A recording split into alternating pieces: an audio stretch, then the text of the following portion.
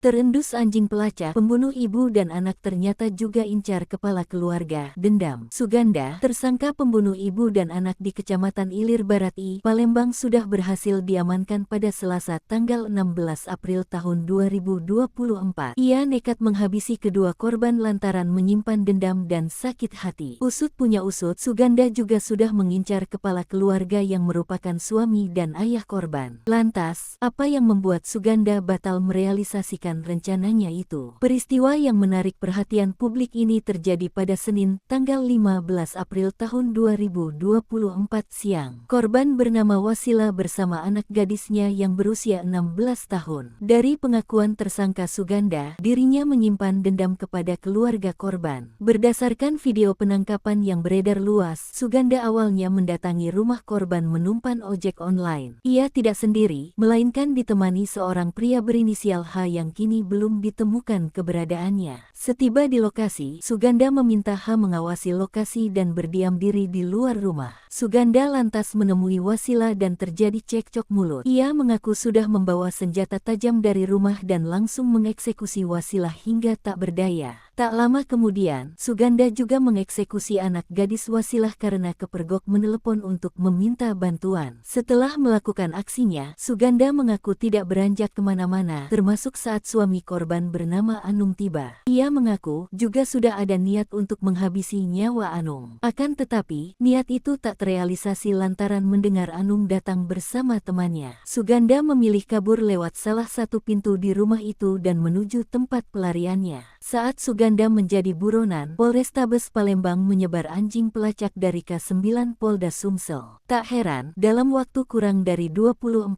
jam, persembunyian Suganda berhasil diketahui.